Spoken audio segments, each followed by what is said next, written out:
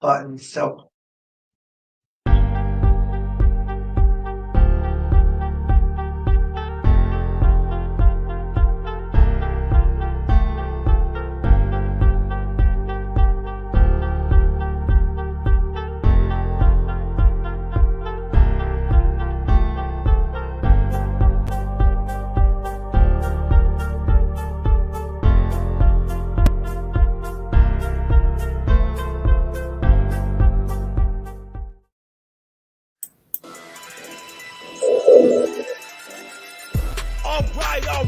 All right.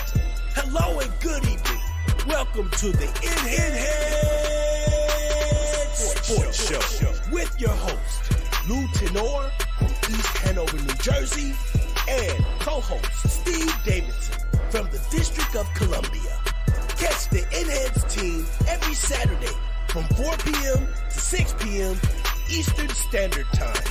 Also, join the conversation by calling 512-543-4662. This is a product of the In the Zone Sports Talk Radio Network. Be sure to download the Try99 TV app on any smart device and subscribe to In the Zone Sports Talk Television. The cost is $4.95. Thank you in advance for your support. Now, prepare yourself, stand up, and get ready to be enhanced.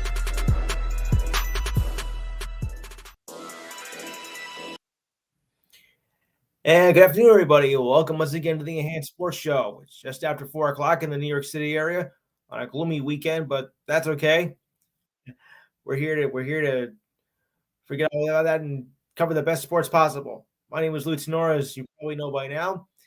The number to call is 512-543-4662, and we'll be here just before 6 o'clock. We got a lot of stuff to cover today, so I hope we can get a lot of callers to call in because it's going to be a busy weekend in the sports world. As you're probably well aware, this is championship weekend in college basketball, and it has been a doozy of weekend so far. Unfortunately, I've not been happy with the Big East results so far. I mean, Seton Hall lost to DePaul, for crying out loud. Oh boy, how awful! Of course.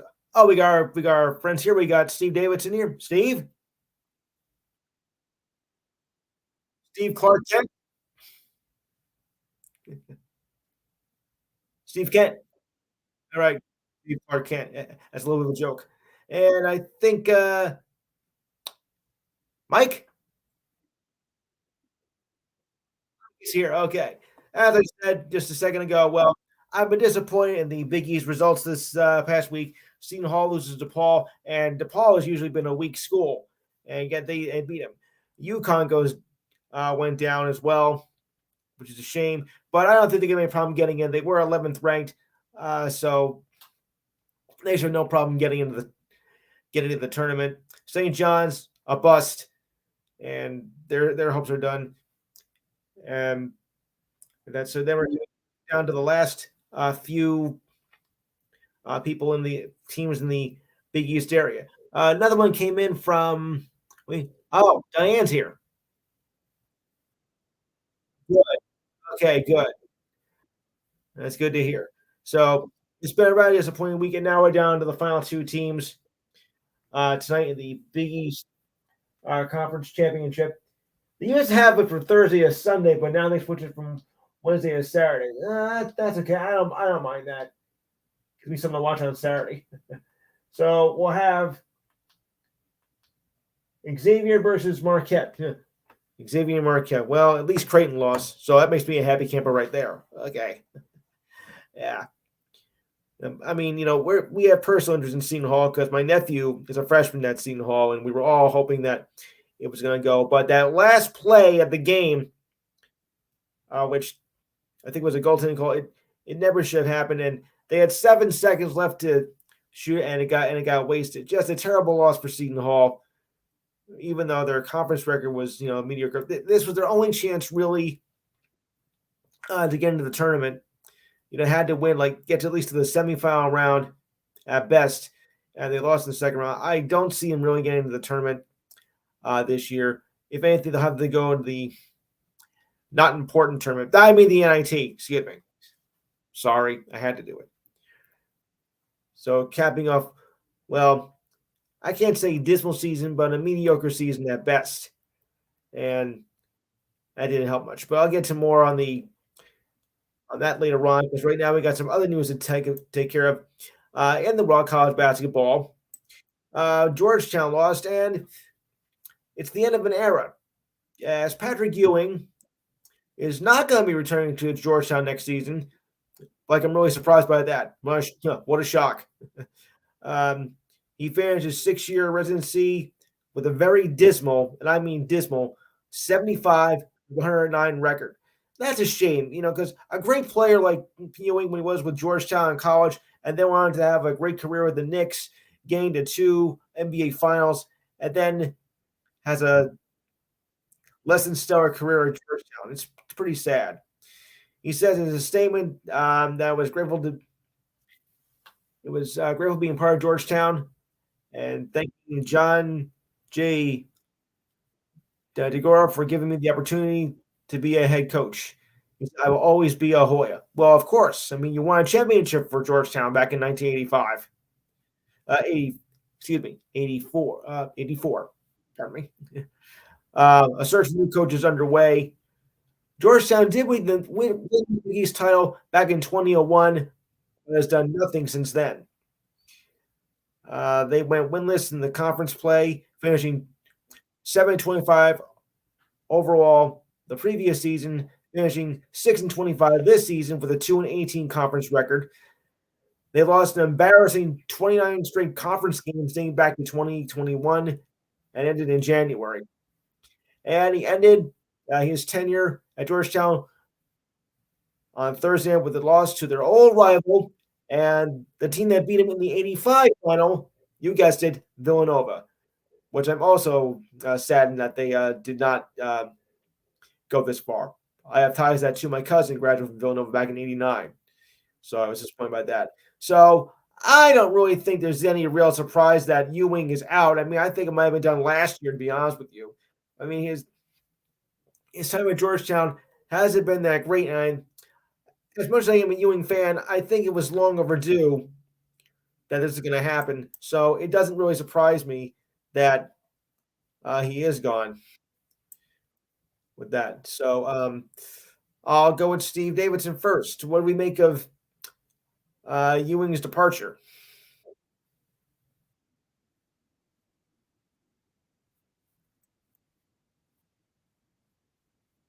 You can say that.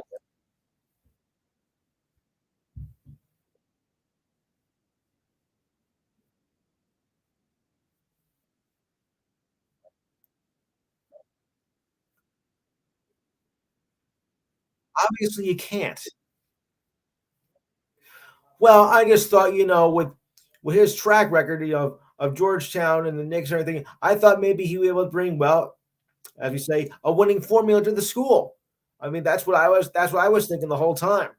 You know, how could you go wrong with somebody like Ewing at the helm? But I guess I was wrong. Yeah, I think it has to be. Yeah, it's got to be because the players, I think, they didn't show any effort whatsoever in the past few years. But it's really to see the shame that Georgetown was once a great program back in the day, back in the '80s. I know that, Steve, pretty much, and Mike might know that too because well, he's as old as I am.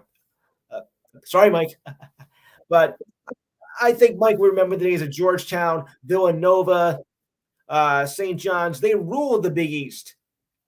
They were, they were the beasts. They were the beasts of the East, guys. Back in the 1980s. That's when Big East college basketball was king, and the ACC was the ACC, and the SEC was starting to emerge. The Pac-12 was still decent, and all the other conferences they existed. You get the point. But it's just a shame to see how this once great program has, gone by the wayside and is now pretty much, well, as some of my other colleagues would say, a dumpster fire. What a shame. Well, I just hope that whoever the new coach is, that they're able to get back on a winning track. Steve, your thoughts on Ewing's going away party? Neither am I. Neither am I.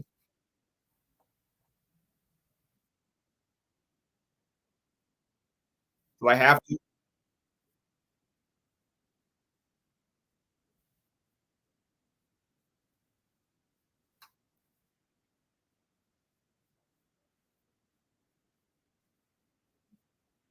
Yeah, yeah,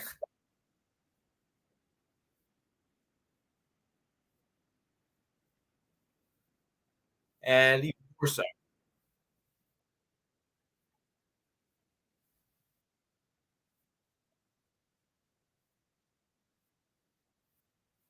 Yeah,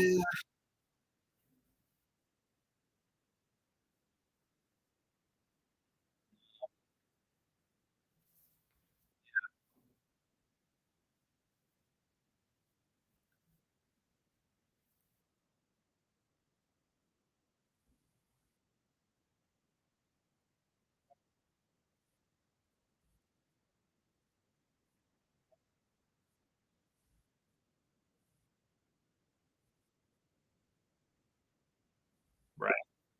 No, you said they put them on the map. Well, now they've fallen off the map. I'll put it to you that way.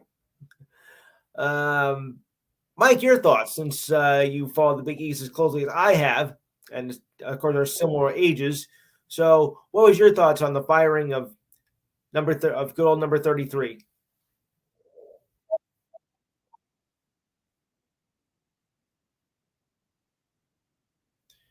Up until about the early 2000s, yes.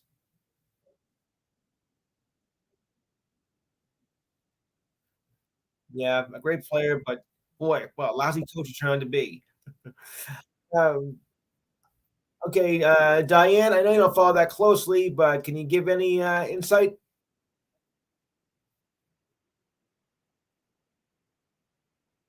Exactly, but still, I mean, this was Patrick Ewing talking.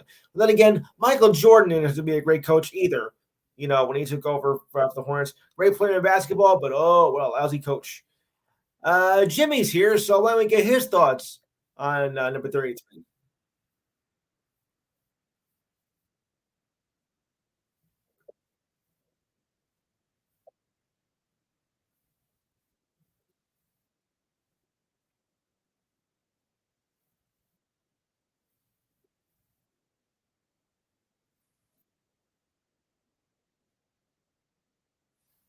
Obviously, yeah.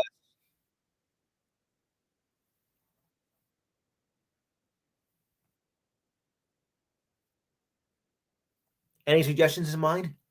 No, I guess not. Yeah, but and playing at the Garden, he had so many great years with the Knicks, and I know in Georgetown where he was a star there. I even remember we made the cover of Sports Illustrated in 1985, and he was going to be like the next great thing in basketball. Unfortunately, Jordan stepped in and took care of that. But Ewing was the man, and for the Knicks, I mean, he took a dying franchise to championship caliber, almost. So, but it's a shame that it has that he wasn't able to carry that same winning spirit over to the coaching, uh, into the coaching part of it. So better luck to whoever the next coach for Georgetown will be. Yeah. Of course, I can also remember when they do the starting lineups of your introductions, coming out the names. Mike Walshevsky, the PA announcer, will put number 33, Patrick Ewing. I miss that. I really do. Look, I've been to a couple of Knicks games in person, so I know. In fact, I was there once when a trade didn't go down for Isaiah Thomas, and you would not believe the booing in that arena that happened that day when I was there. And I was one of the loudest booers. Diane, I'll tell you, I was there. It was back it was in the early '90s. You didn't know me back then, Di. You didn't know me back then. Only Mike knew me back then. And lots of more infamous Big East play. St. John's, yeah, well, they had a problem too. I mean, and of course, they had an awful season, pretty much, and their coach has been fired. though I'm not surprised by that either. I just want to get that story here. And then we'll take our Big East picks, all that, anything after that when I'm done with this story. Oh, well, first, another one in ACC era. Another era has come to the end in college basketball as, yep, you guessed it, Jim Boeheim is stepping down after 47 years. I'm not surprised with this either. Not at all. I mean, I thought maybe his time was due about maybe 5 to 10 years ago. Hours after losing to Wake Forest on a 3-point buzzer beater, which hurts even more in the ACC tournament, Syracuse made an announcement that Adrian Autry will take over head coaching duties. There is no doubt without Jim that Helmet Syracuse will not be the powerhouse program it once was, said Chancellor Kent Seward in a statement. Oh, no kidding. I mean, there's only one Jim Boeheim, folks. Jim Boeheim was the coach at Syracuse, and he finally gave Syracuse a title back in 2003 after waiting 100 years to get their first title in college basketball. 100 years. Yeah, something. Remember, the best things come to those who wait, but don't wait too long. So anyway, yeah. So anywho, moving on, Jim has invested and dedicated the majority of his life to building the program, cultivating generations of student athletes and representing his alma mater with pride and distinction. After the loss, Boeheim said he would retire soon, but the decision said it'd be up to the university. In his long, outstanding career with Syracuse, he made 35 trips to the tournament, went to 4 Final Fours, and 1 championship, finally done in 2003.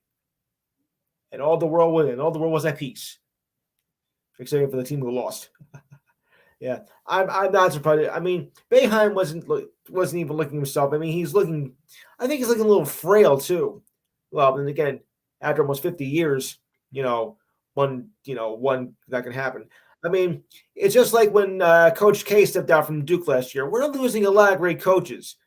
I mean, of course, now they're getting up there in years, but these guys, they made other teams in college basketball what is. Coach K with Duke, Jim Boeheim with Syracuse, Jim Valvano with NC State, rest his soul. I can go on. John Wooden for UCLA. Of course, that was another era, but he only died more recently. So we've lost a lot of great coaches, and I don't know how you can replace them. Especially with legends like that. It's gotta be kind of hard to replace Boeheim, and with his talent. I just hope that Autry can make them a solid team again. So, Steve, your thoughts on Boeheim's stepping down, which I knew was coming.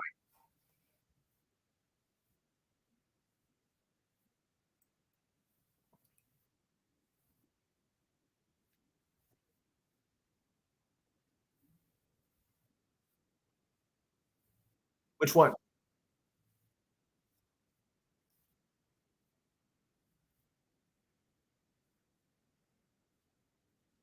I think I know who you mean. I think I know who you mean.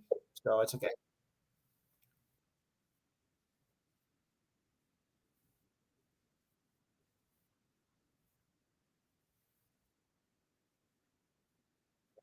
Mhm.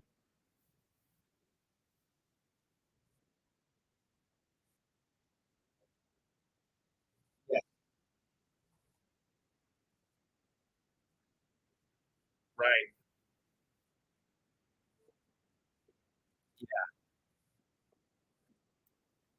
Yeah, great coach. Right. Gotta be up there with Coach K. He's got to be. Yeah. Steve Kent, your thoughts?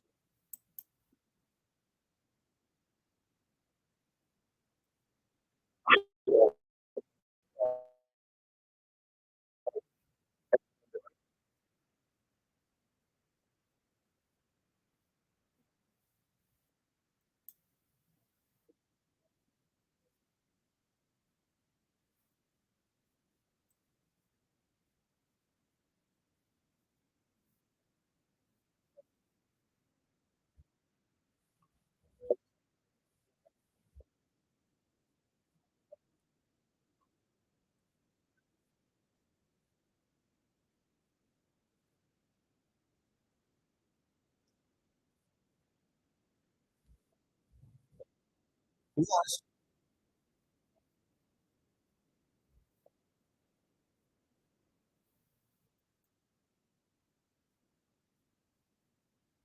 Yeah.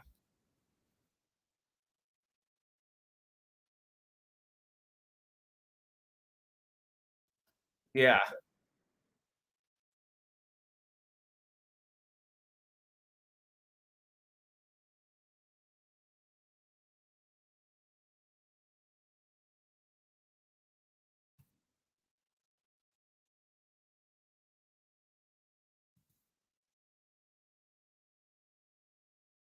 78. Exactly.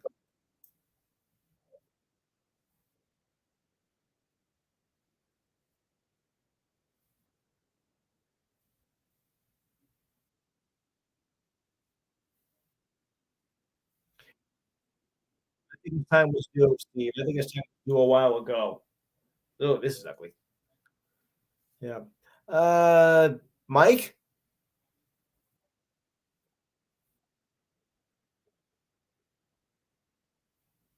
Jim Beheim.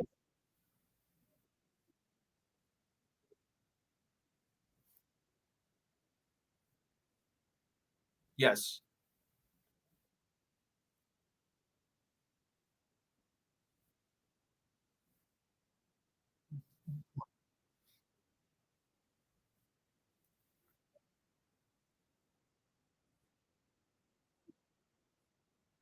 Yeah, back in the 40s. Diane,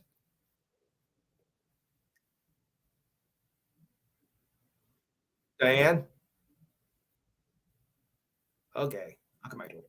Jimmy.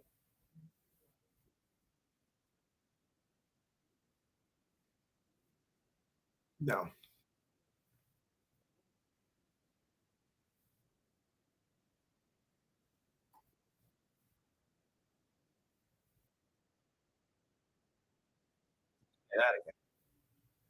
All right, let me ask you a question, guys. This is now we brought up since now I don't know if it's fair to compare coaches or not, but I'll give this a shot anyway.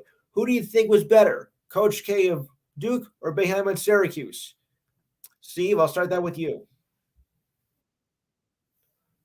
Steve Kent.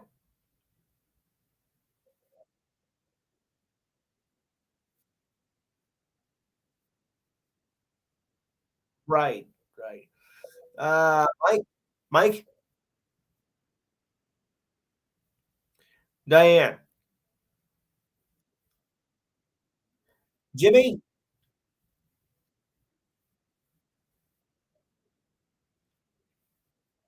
It's unanimous. It's unanimous. All right, and of course, Coach K has one thing that Jim Hine didn't do because Coach K did a commercial for well, it was a combination between Bud Light and the NCAA tournament back 30 years ago. You know, and the guy said, "Hey, aren't you Coach Kujawiski? Dmitry Shevsky?" Yes, I am. Oh boy, that was a classic. Nobody could say his name right. Honestly, I'm glad I'm not the one who messed it up. Yeah. All right. So moving on to other college basketball news. If I can find that, where is that dumb article? I'll find it. So the Big East final is tonight, and and of course the winner gets an automatic bid, of course, to the NCAA.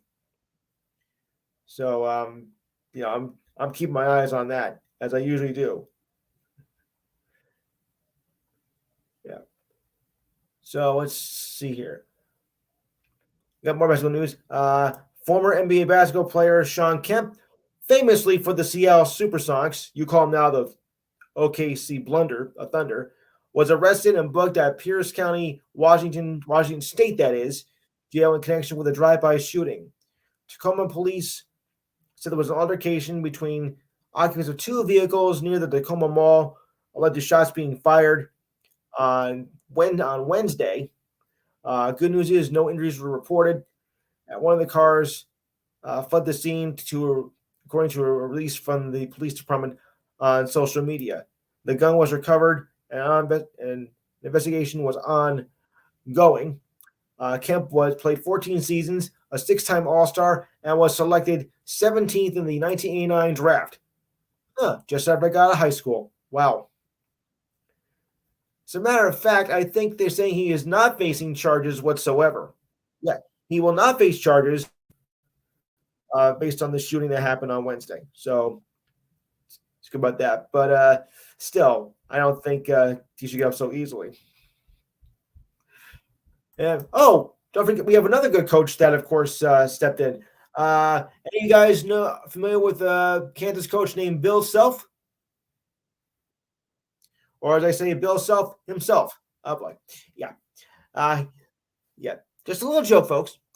He led his team to a national title last season, but missed the quarterfinal matchup with the Big 12 with an illness. Nothing serious, just a little bit of an illness.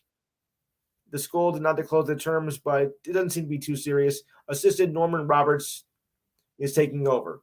Self is said to be doing well and receiving care at the University of Health System, according to the statement. Self was presented at the shoot-around at the T-Mobile Center and appeared to be in good condition.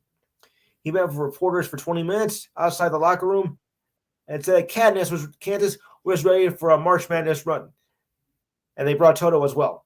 No, okay. Yeah. Come on, Di. You know that was coming. Jeez. Yeah. But not bump bump.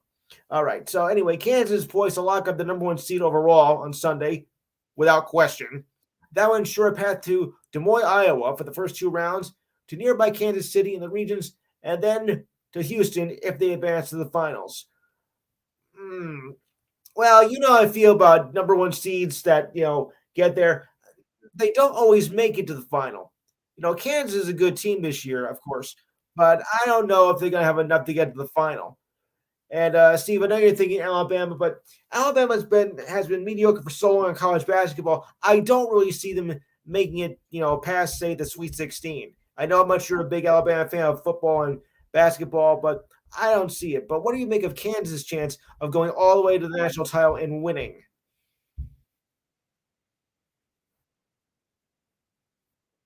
Yeah,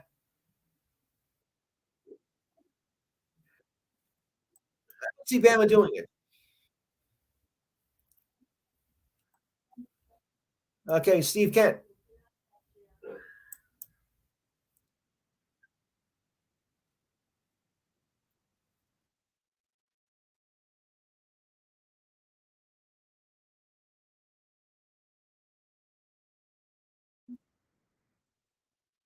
Yeah,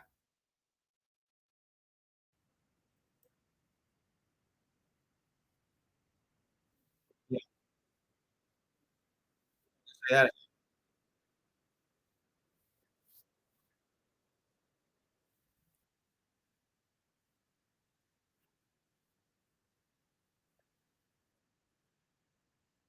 Yes.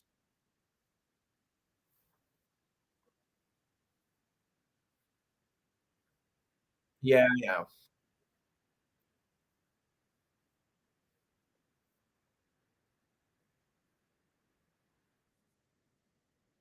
How about Kansas? How far do you think they'll go?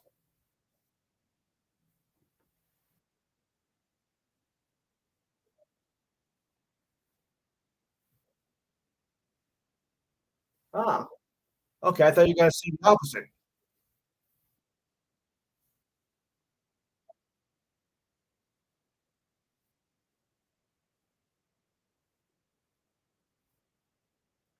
Yes, right.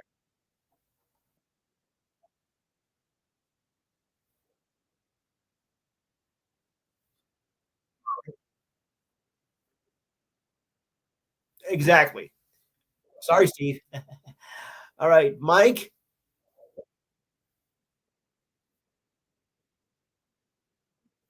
Well, what do you think the chances are Alabama making it maybe past the Sweet 16? And does Kansas have enough to go for a full run?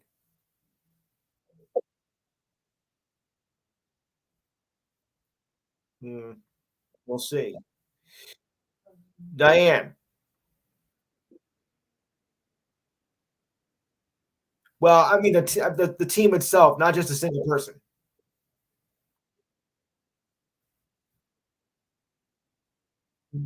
Jimmy,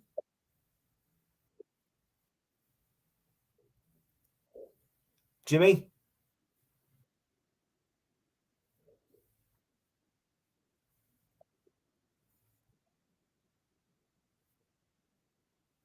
Hmm, right.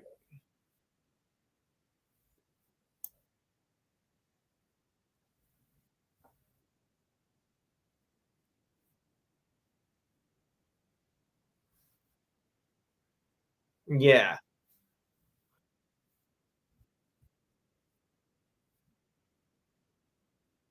Yes.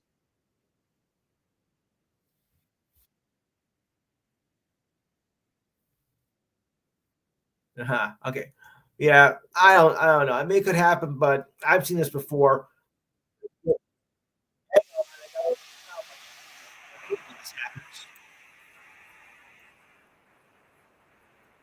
Okay, that happens when I have the pages for ESPN. You get these little sound bites. It happens.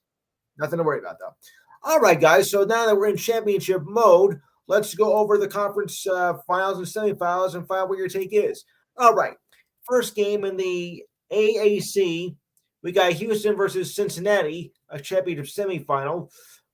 Steve Davidson, who do you got here? It's the American Athletic Conference, the AAC, not the ACC, but the AAC. It's new.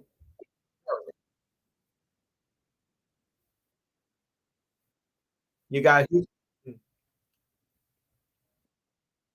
Houston, which is number one team in the country, and Cincinnati, which is decent. I said Houston, Cincinnati. Now this is only a semifinal, so they gotta wait the winner of the next match. So we can't declare a winner for this yet. And Cincinnati is 21-11. Okay, not bad. Steve,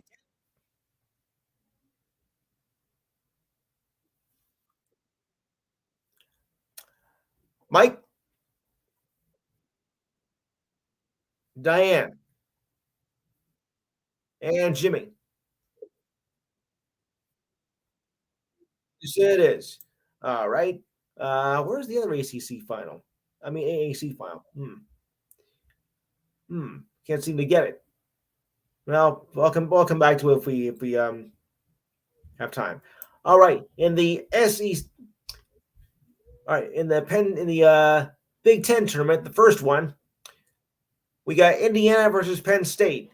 Both are actually pretty good. Well, Penn State's got a bit of a weak conference record, so but Penn State's winning right now. All right, Steve, what do you got between Indiana and Penn State?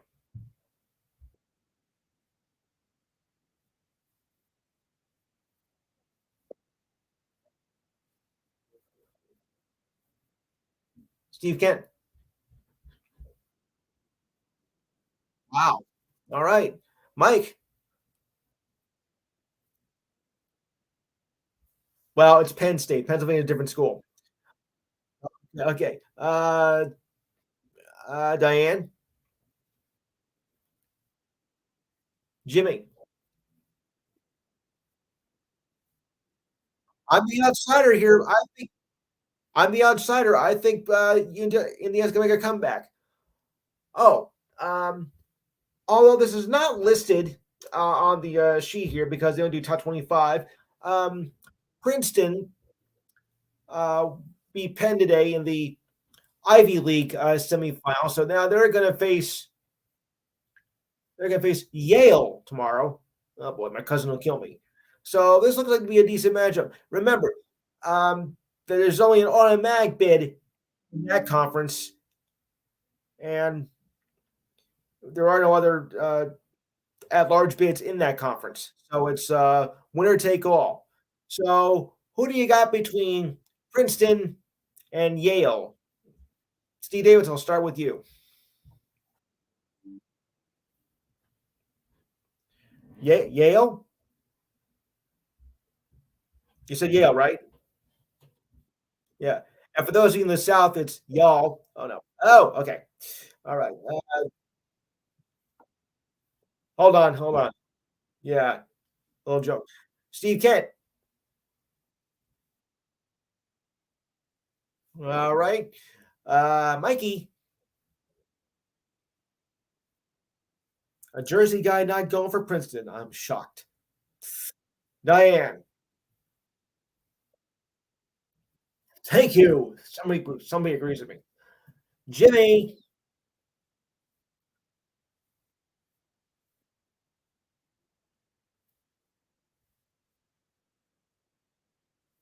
yeah. In a reference to a Family Ties episode, when Alex was visiting Princeton, I'm gonna say, "Go Tigers, beat Yale." I mean that. I'm gonna go. I'm gonna go Princeton. I'm showing my age here, guys. Now you know that. Just to be sure. Oh, yuck. Help. All right, moving along. Ooh, good matchup here tonight at 6 o'clock in the Big 12 championship. This is a championship final here for this one. Ready, guys? Think this over carefully. Number 3, Kansas. Number 7, Texas. Oh boy, oh boy, oh boy. All right, Steve, what do you got? All right, Steve Kent. All right, no mess with Texas, but all right. Mike, Diane, Jimmy.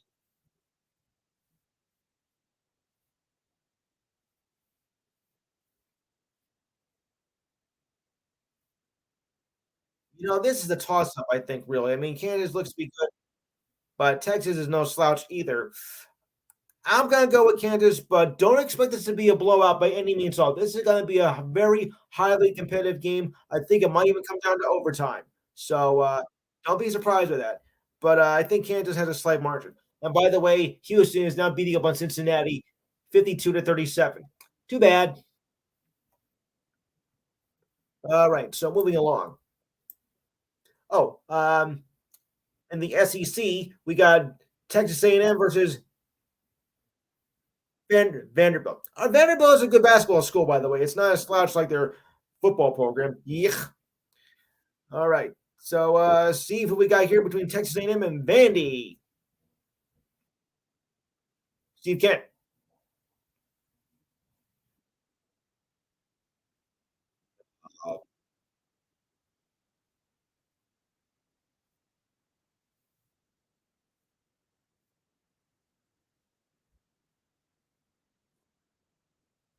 All right. By the way, the winner of this game between Penn State and Indiana will face will face Purdue as they beat the Ohio State. I'm sorry, I said that. All right. So let's go to that right now. Steve, what do you got? Ohio State in that matchup tomorrow? Steve Kent?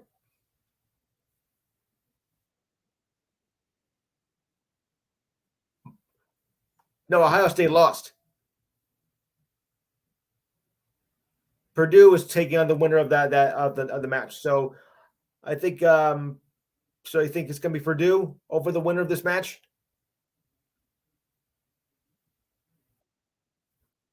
All right, okay. It's Purdue, guys. Mike?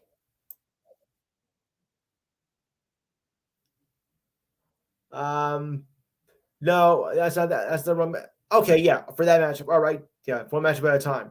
All right. Die, Texas A&M or Vandy. All right, Jimmy.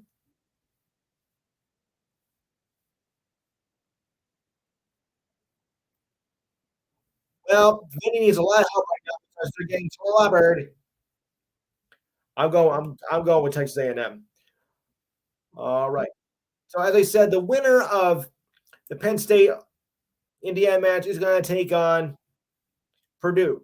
All right. So uh, Diane, I'll go with you on that one. Who do you have?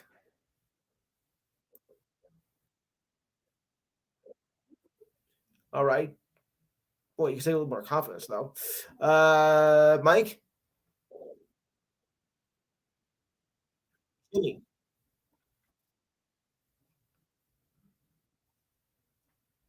Jimmy. I think I lost you. I said Jimmy. I'll give you a second, Jen.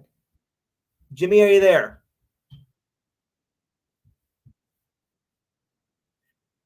Well, because Penn State, the winner of the Penn State matchup is gonna face Purdue.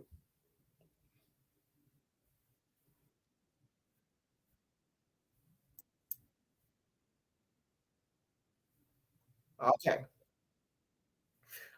All right. All right, Jen. Let me bring up the speed here. Um, who do you have between Cincinnati and Houston?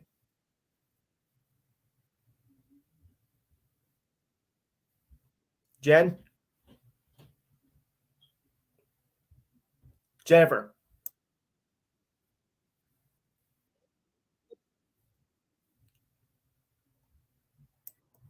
She's still here. Jennifer, can you hear me? Take yourself off mute then, of course. Um, oh, okay. Just say just doesn't know what's going on. All right. So moving on. All right. Okay. Tough one here. San Diego State versus Utah State. Steve. All right. Steve Kent. All right. Okay. Mike. Diane. And Jimmy. I'll go with that myself. All right. Okay. The Big East matchup. Xavier Marquette. Steve. Mm. All right. Uh, Steve Kent. Diane.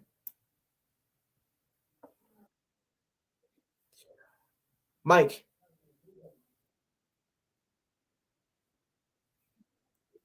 And Jimmy.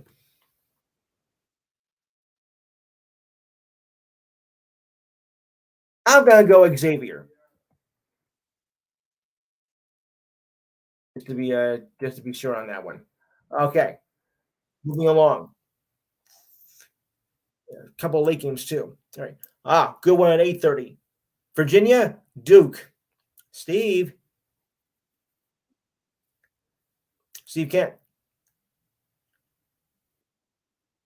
Okay. Mike, Jimmy,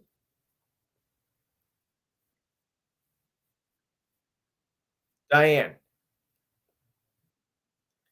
I'm gonna go with Duke myself. And finally, UCLA, Arizona. Okay. All right, Steve. What do you got? Steve Kent.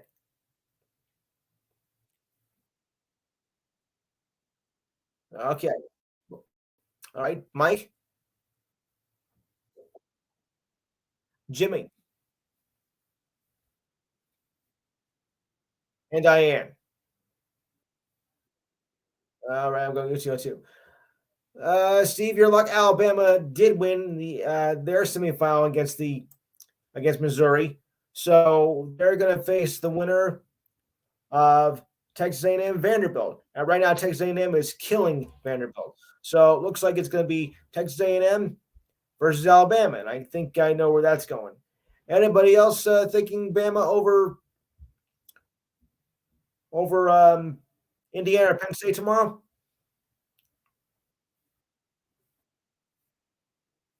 Hmm. I don't know. I still think though that Indiana's gonna mount a comeback and win. I think that happens. I think Indiana is gonna take him. I could be wrong, but I see that's the way I see it. All right, so we'll come back to that later. Then we got to go over to baseball now because we're having the World Baseball Classic that's going on right now. The tournament started back on Wednesday, and the U.S. tonight is playing against Australia. No, Great Britain. But then again, what does Great Britain know about baseball? They're cricket. That's what I'm thinking. Japan beat the Czech Republic today, 10-2. Chinese Taipei beat the Netherlands. I didn't get the score on Puerto Rico and Nicaragua, and Mexico Colombia is playing right now. Let me check on that one. Oh, the Knicks are catching up. Nice. Right now, it is 4-3 Colombia against Mexico. That's a Fox game right there. I'm going to start with Steve King here because I think he's also been following this World Baseball Classic. What do you make of this matchup between Mexico and Colombia?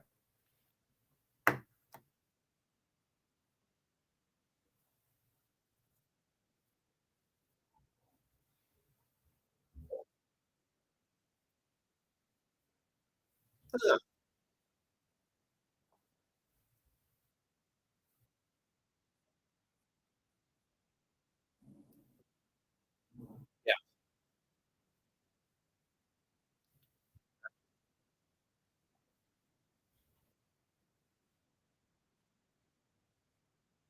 Mm,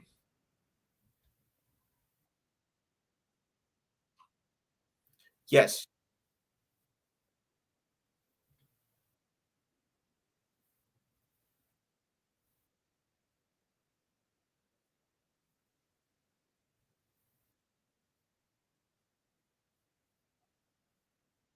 Yes.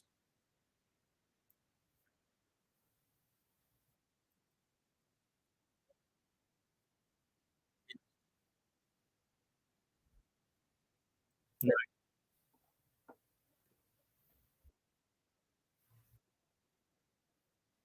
Yes. Mm,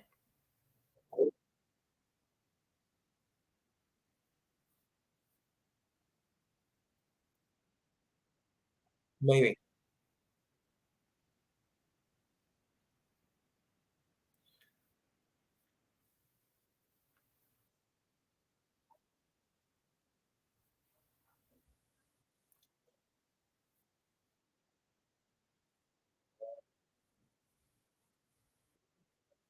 Yes.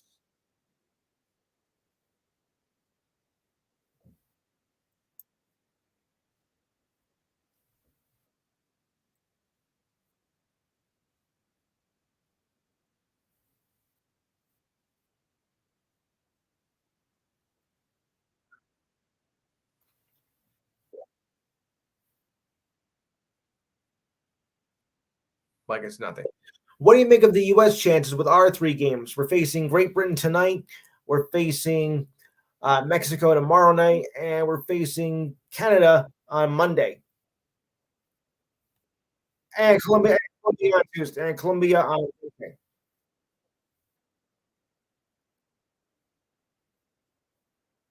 Yes, I was going to say that. Yes,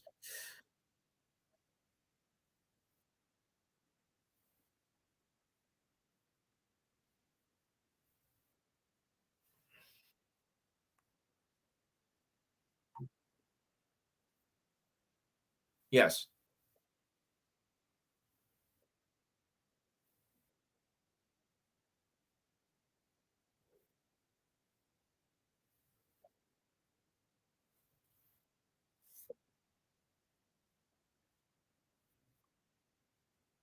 Okay. Yeah.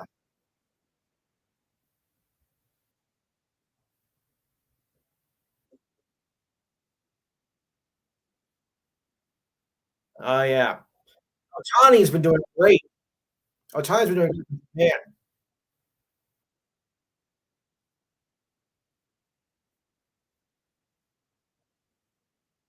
Mm. Oh, I'm on the wrong side.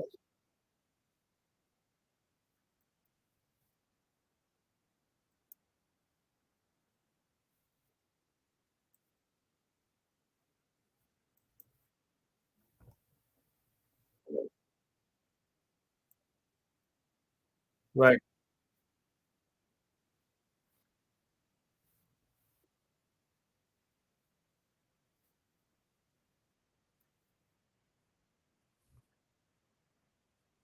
Yes. All right.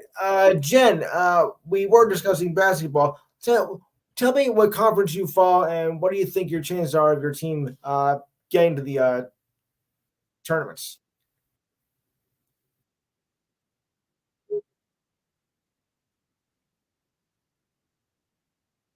Who was your team?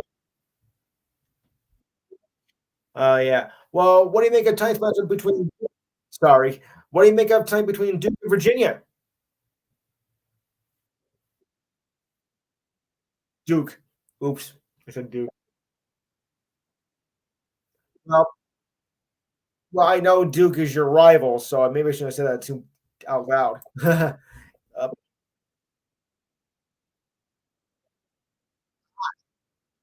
Okay. So did I.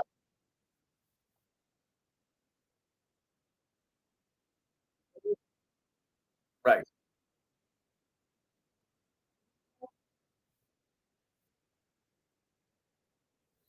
Yeah. Well, a little bit. Yes. Right. Well, yeah. Well, the selection is now about 25 hours away. Yeah. I'm more of a Big East fan, but my team was out too. And as far as Big Ten, Rutgers, I don't know. They might make it, but I'm not counting on it. All right. Okay, Diane, you ready for your trivia?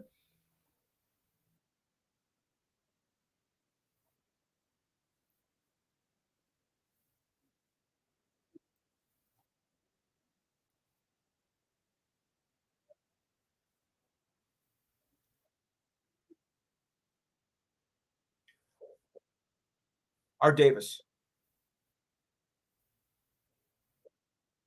Yes. Yeah, Mike. Madden didn't take over till 72, so but that's good enough. Okay,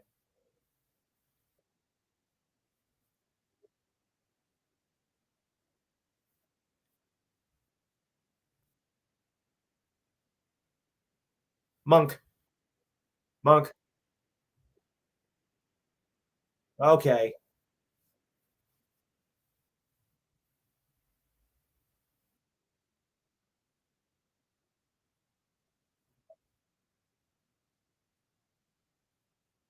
Texans. And they played against the Dallas Cowboys, and they said whoever wins that match is going to be the first to bolt out of the state. And so it goes. And Dallas stayed. I read in the book. We got another caller. We got another caller. Would you state your name, please, for the record? McGee, how are you? Hey, how you doing, buddy? Remember, guys, check out Rosal's show after mine if you can. Just just 2 hours later than mine.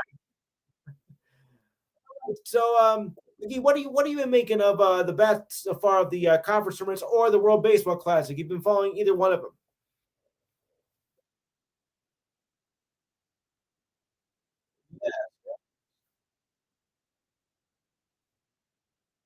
right?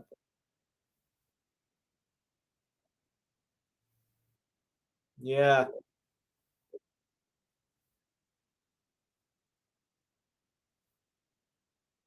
Hmm. Well, I'm not that shocked. I mean, Indiana's that's a powerful team right there. So you can't be too shocked. Hmm. Okay. All right. But who do you got? Who do you got in the ACC in the ACC championship?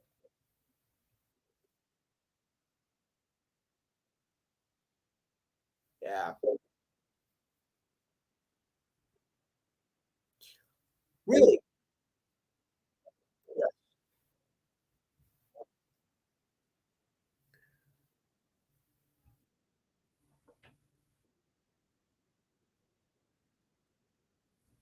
No. Well,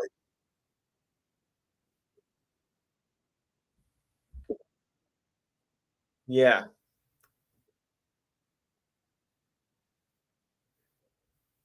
Yes, they do. And Virginia's right behind them.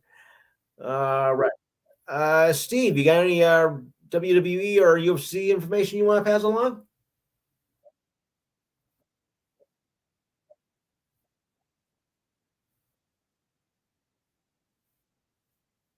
Yes. Yes. Oh, 95. Yes. What a shame.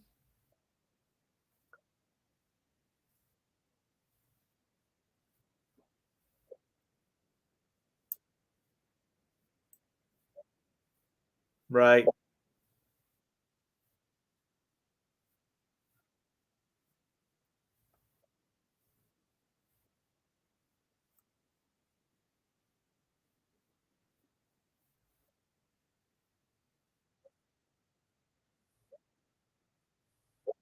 Yeah.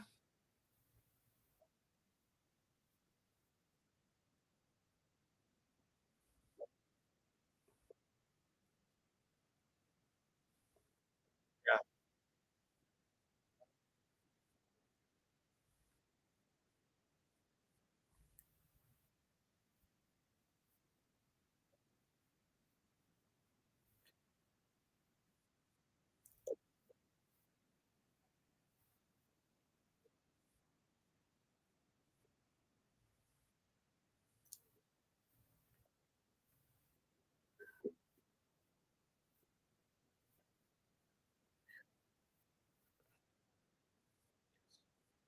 And we lost somebody else, I think.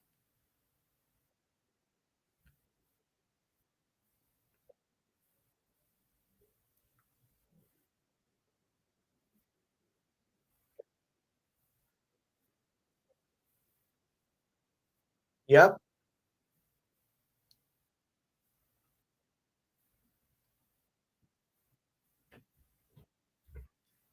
Yeah. From the Chiefs. He was Dawson's teammate.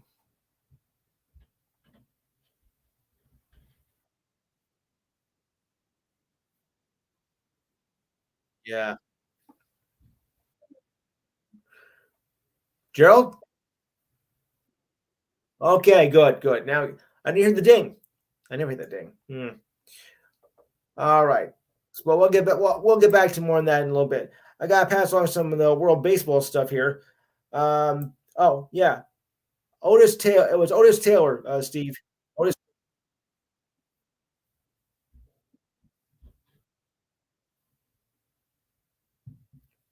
Yeah, he was. He was teammates with Dawson. Um, he was suffering from dementia and Parkinson's disease, and only comes 7 months after Dawson's death.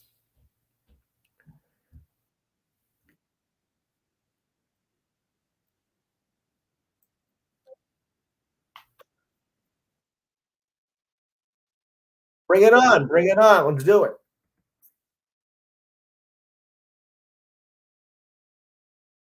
Yep,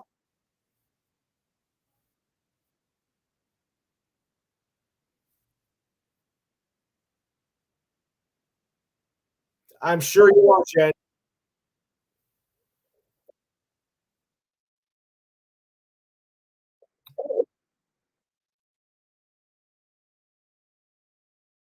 Yes,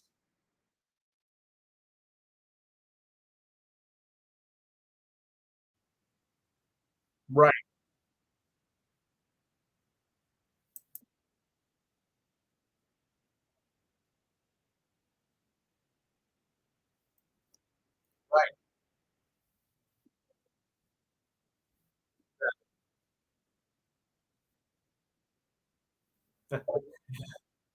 Gerald, your thoughts?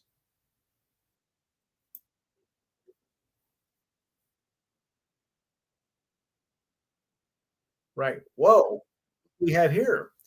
Dana, you're here. Alex. Oh, let's take a roll call. Let's take a roll call. Okay, I'm here. Mike. Uh, McGee, Steve, Jimmy, let's, Roger. Roger's here. Jen's here. Okay, wow, we almost here. Wow, we. I like it. Okay, so on we go. All right, on to more news here. As I mentioned, we have the World Baseball. Oh, yeah. Oh, by the way, Taylor, his career, he had a 10-year career with the Chiefs and was drafted fourth out of Prairie View A&M in 1965 out of the AFL draft. The drafts were separate back then. He had 2 seasons of 1,000 rushing yards and the pass was still evolving. Finished with 7,306 receiving yards and 57 touchdown catches. He is best remembered for a 46-yard touchdown pass to beat the Vikings in Super Bowl IV. I think some of you diehard football fans recall that, right? Right. I'm sure you do. He was voted the Pro Bowl twice in 71, 72, and entered the Chiefs Ring of Honor in 1982. Wow. Yeah. All right. I'll say one thing: my brother is not going to be happy with that trade because he's a Bears fan. Okay.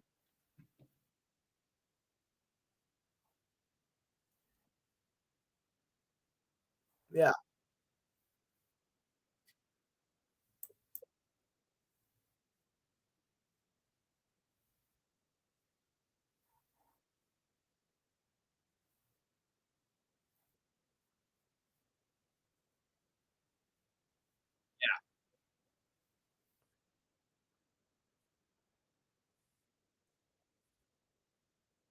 Yeah.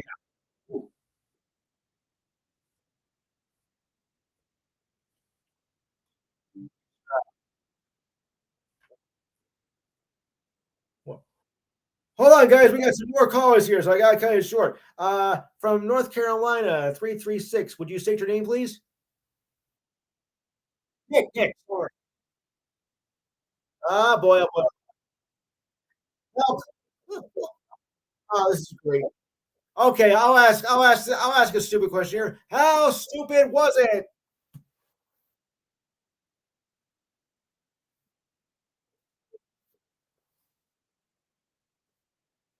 I'll bet.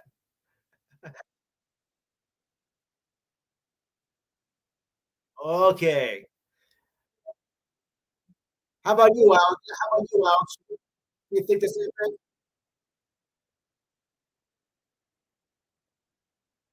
Yes. Yeah. Let me get hold on. Let me get Roger's thoughts on that. Well, with the ridiculous trade that the Bears made, my brother is not happy with that at all. Taylor. Yep. To the Panthers. Yep.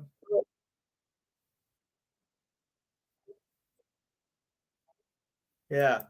Boy, I didn't know there was gonna be such controversy with this pick. Wow. Yeah. Taylor, your thoughts? Yeah. Yeah. Yeah. Well, yes. And of course, one time, a lot of people here. Yes.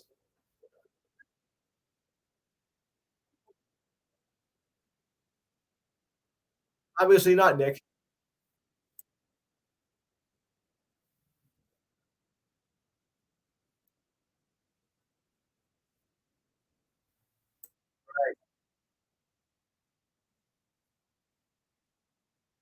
It's well, worse. Worse.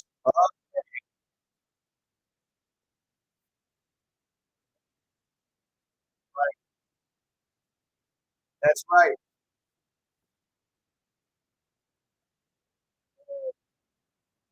I mean, wait, hold on. Wait, wait a minute.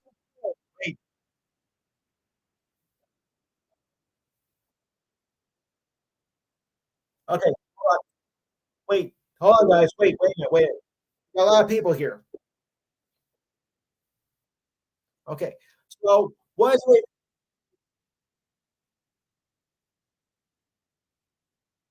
right? So anyway, next question. Was ready to think okay, so next question. Was ready to think of Miami picking up on Tua's option for a fifth year? I mean, he's not much of a quarterback to be honest with you, but yeah, they picked him up. Tag set records. Well, he had a good record. He was good this year though.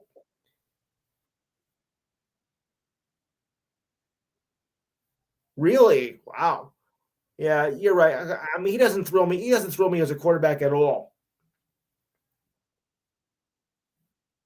Tua, no.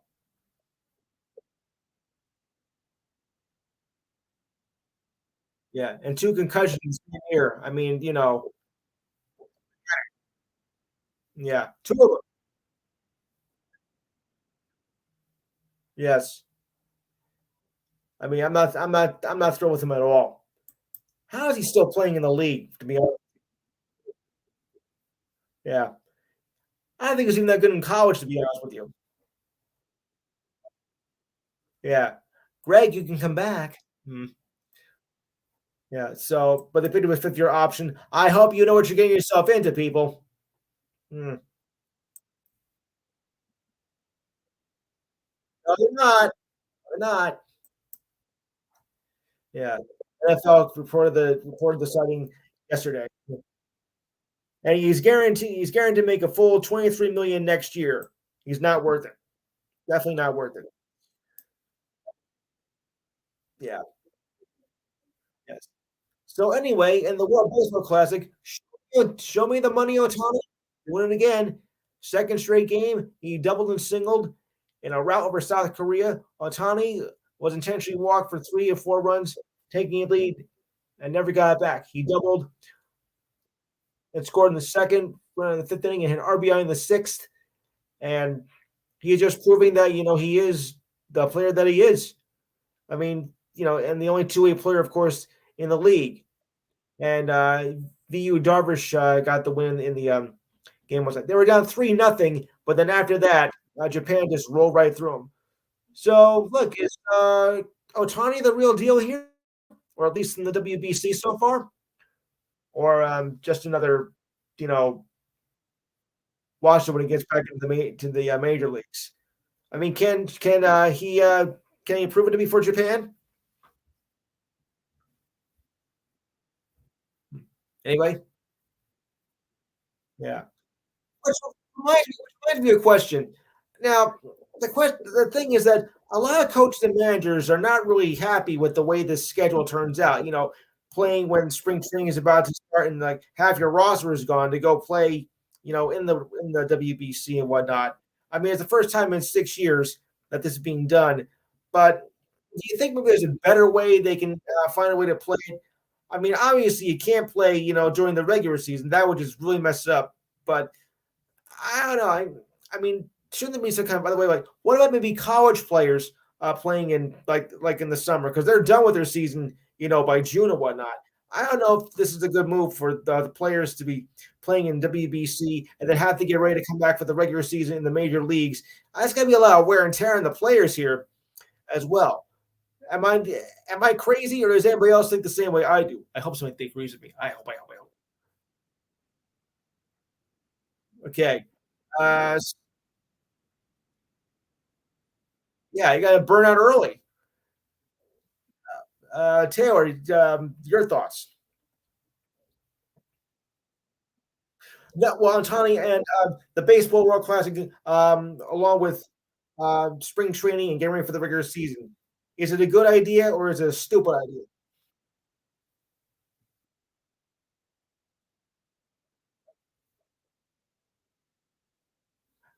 Yeah, but what about with the rest of the league? I mean, because like I said, there could be a lot of wear and tear in the body. Playing in Japan and China and this, and then having to get ready for the regular season, and whatnot. Do you think there's a better way they can handle playing the WBC?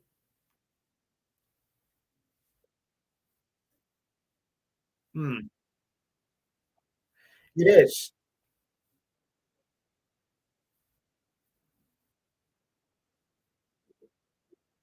Right, true. Well, I'm just gonna wonder what kind of effect it's gonna have on the players, once the regular season starts. So, I was more concerned about that. But yeah,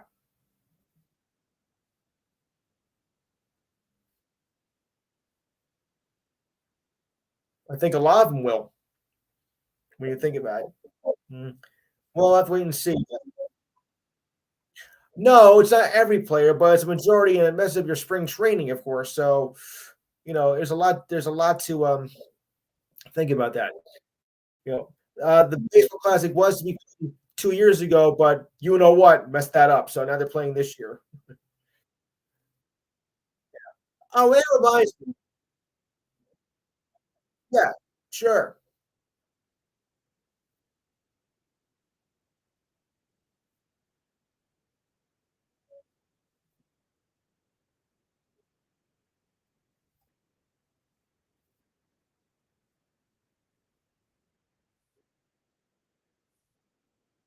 Okay. Okay, I like that. Anybody else have any thoughts?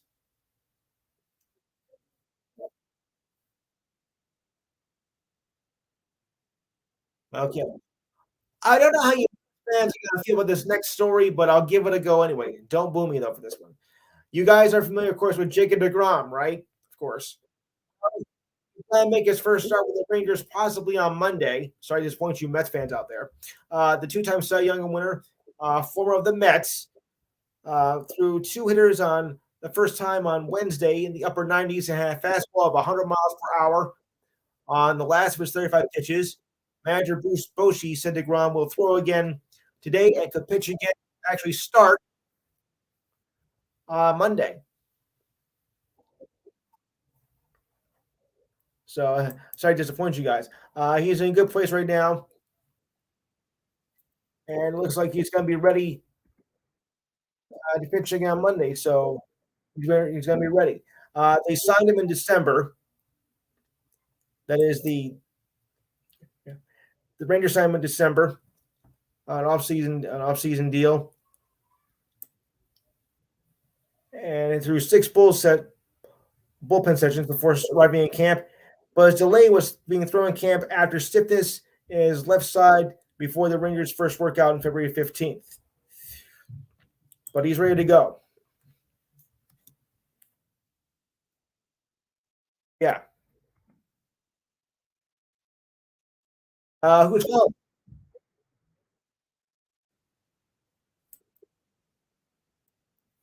Yeah.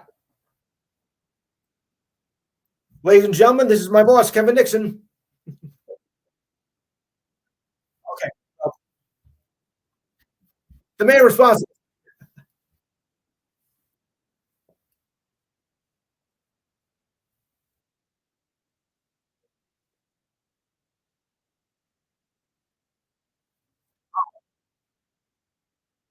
Hmm.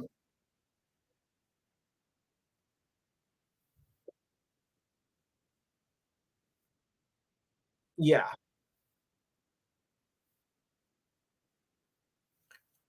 Hmm.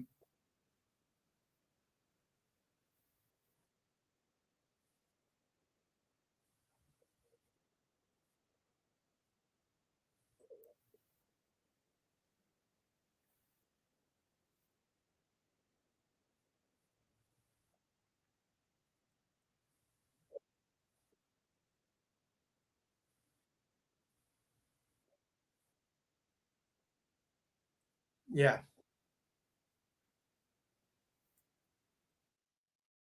Yeah.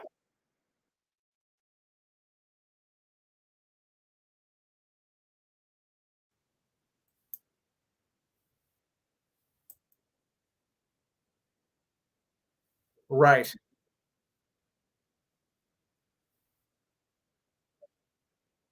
Okay.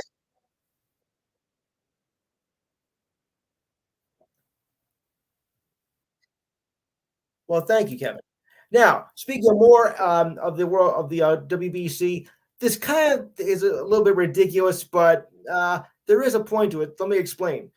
Puerto Rico set a new Guinness record for the most, ready for this, the most dyed hair. I swear, I'm not making this up. I am not making this up, people. In all, 192 men went blonde to show support for the U.S. territory for a team that has yet to win their first WBC. They finished twice before. The team players first dyed their hair blonde in 2017, just as for a joke. Little do they know it caused a craze in Puerto Rico and left pharmacies and beauty shops without any hair dye. Oh, great. The tournament, which is usually every 4 years, was pushed back for the last 2 years over the pandemic. So it's been 6 years without a dye job. I swear I did not make this up. Without a dye job. And no Team Rubio. Many eager fans of Puerto Rico were eager to see if the trend will continue. Sure enough, it did. And people from the island dyed their hair dirty blonde and even burnt orange with locks and beards and the whole 9 yards to show support for the team. It's amazing what some fans will do to the team, though. The more blonde, the more we're become united, said photographer Miguel Rodriguez Camelo as he waited for his dark hair to change color. Mine changing right now. No. He was one of 192 men who took part in this unusual event yesterday. They sat at an outdoor arena for 45 minutes wearing plastic shower caps and took selfies and observed themselves with their cell phones as colorists came by and peeked under the shower caps. Oh, boy. The thing some people will do is support a team. I get the reason behind it, but this is nuts.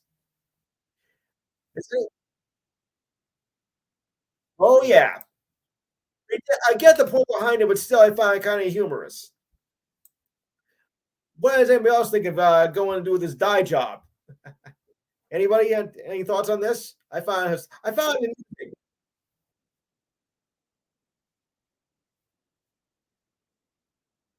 Yeah,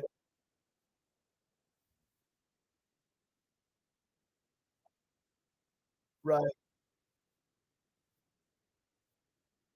Mhm. Yeah. Anybody else have any thoughts? Yeah, I know. Why not? I get it. Yeah. I just wait. You're saying it wrong. You gotta do like the Bad News Bears. Let them play. Let them play. Oh, wait. My age, guys. My age here. Yeah. And I've been doing this now for 7 years. Okay. Well, Houston, you don't have a problem anymore. The Texans signed wide receiver Robert Woods to a deal yesterday. The Texans signed Woods to a 2-year, $15.2 million deal, $10 million guaranteed. The max potential in the contract is $17 million. Last season, Woods caught 53 passes for 527 yards and 2 touchdowns for the Titans. The Titans acquired Woods in March of 2022 by trading a 2023 a sixth-round pick to the Rams. Gerald, I know you're not for Houston, you're for Dallas, but what do you make of this on the other side of the state about Woods?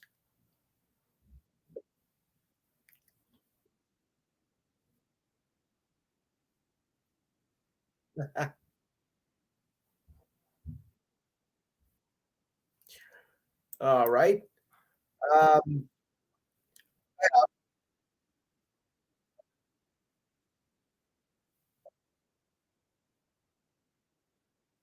no,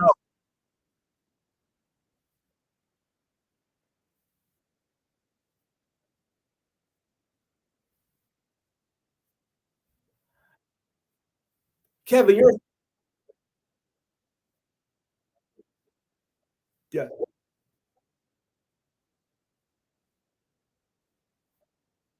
yes.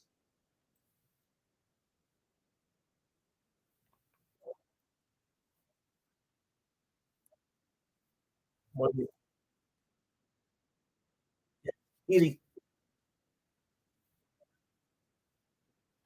Right. Yes. Kevin, your thoughts?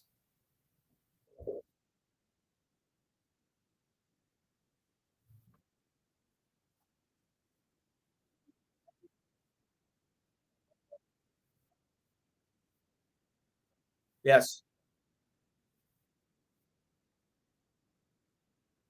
Oh yeah.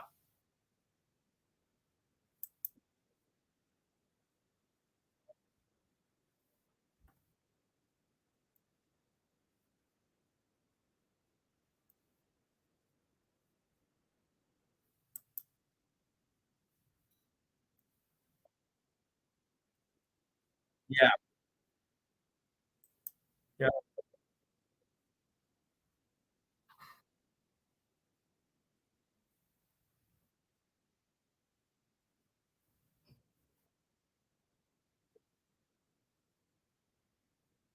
Yes. Right.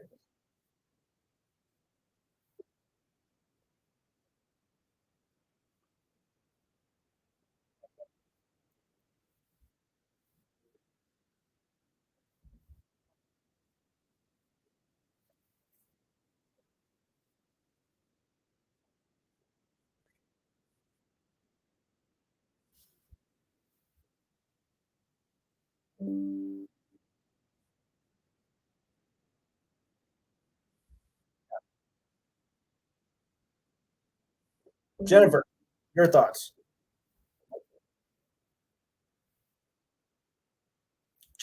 Jennifer. Okay, Sarah, go ahead. Go ahead. Your thoughts.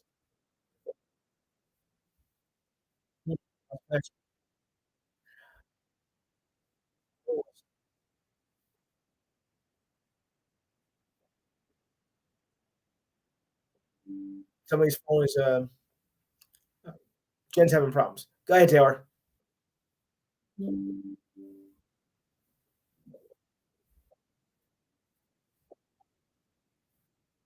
Yeah. All right. Somebody's having problems with their phones. Go ahead.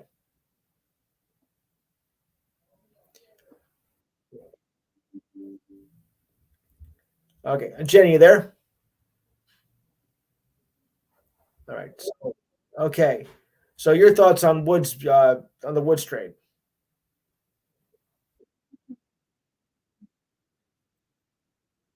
Yeah. Well, yeah, that's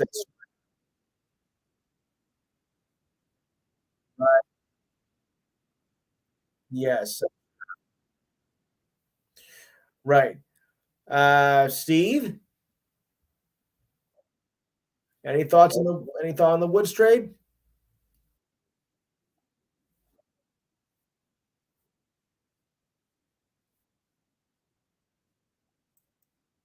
Yeah.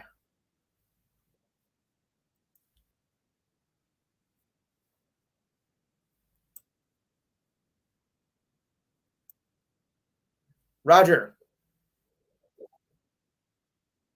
Okay. Anyone else? Going once, going twice? No. All right. Okay, we got some XFL action coming up. So those of you who are interested, we'll take the pick now. First game is Houston versus Orlando. Steve, why am I surprised? All right, Mike, Diane, Jimmy.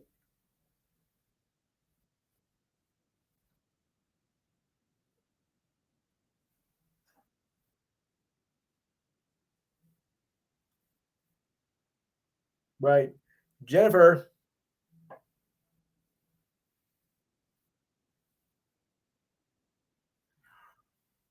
Orlando is playing. Well, it's Houston, Orlando.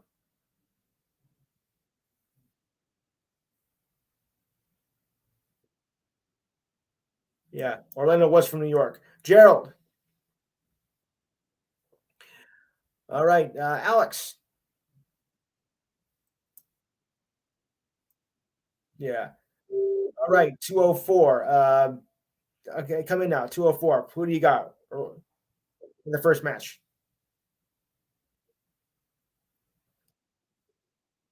Okay, Taylor. All right. Kevin, XFL.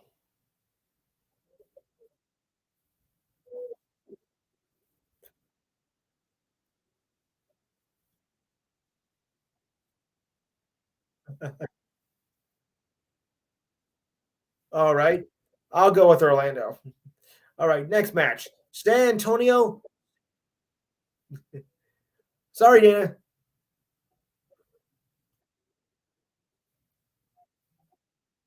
Okay.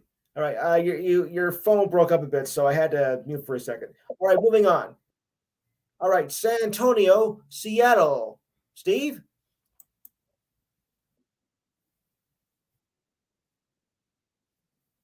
Okay. Jimmy.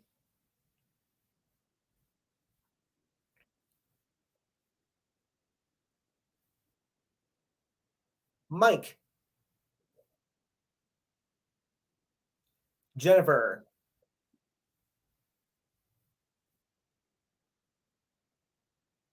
All right. Gerald. Dana.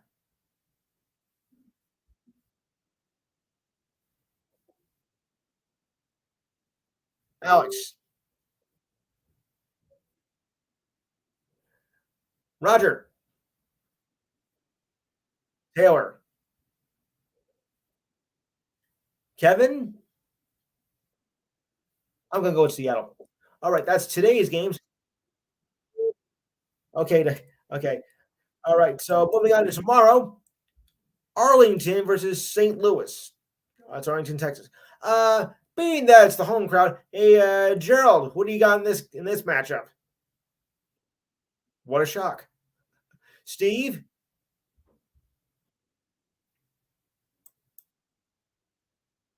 No, we're in Sunday's games now. It's Arlington, St. Louis. All right. Mike, Diane, Jimmy, Jennifer.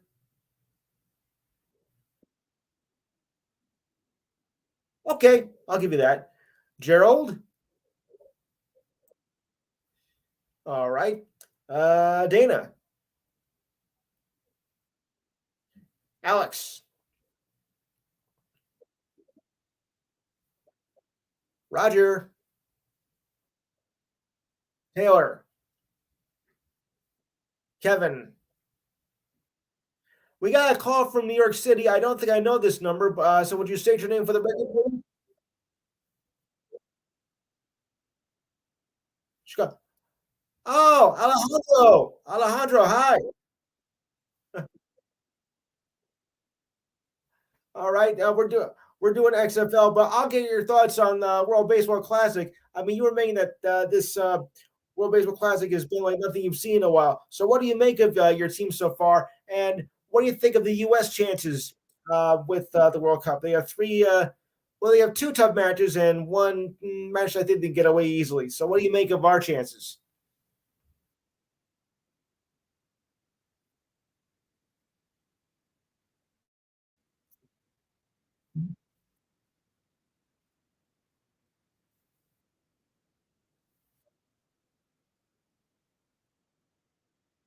Yes,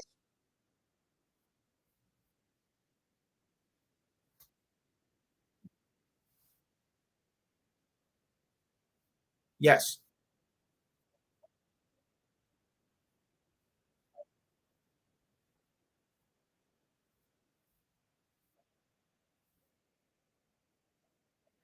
yeah. Mhm.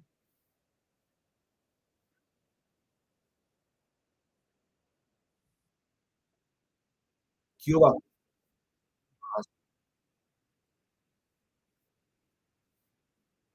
Yes.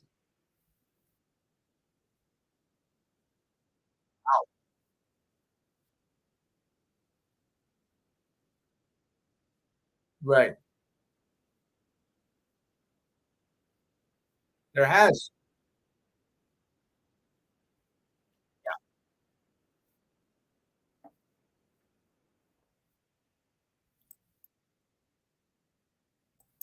Yeah. Right. Yes.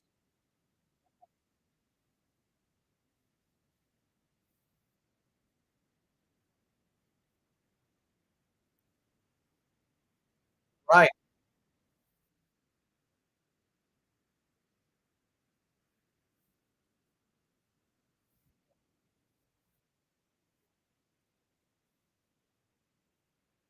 Yes.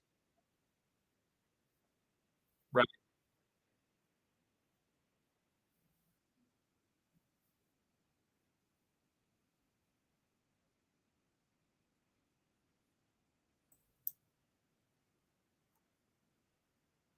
Yeah.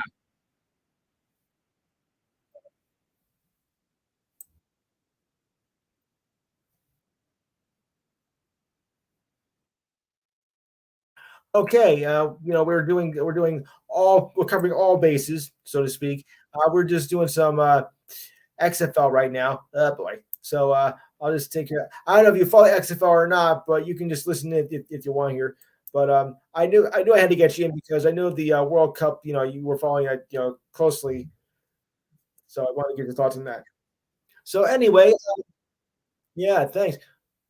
So anyway, in the last game we have Vegas versus DC. Oh, Steve, should I take a guess?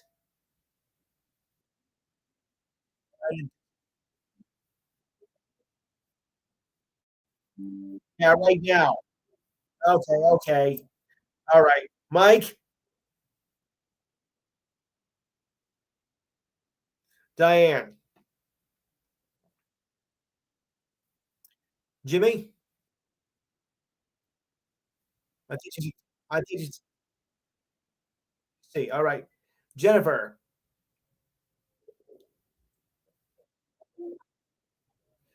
You said Vegas or DC?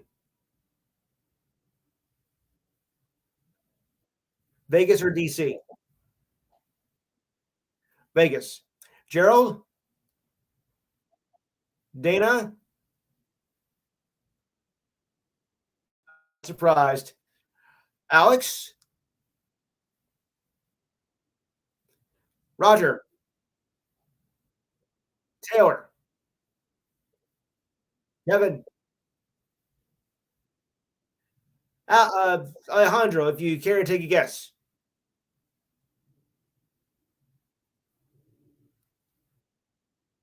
Okay. XFL. It's version number 3. Oh, okay. Yeah, for Houston, Orlando. Yes, I thought so. San Antonio, Seattle.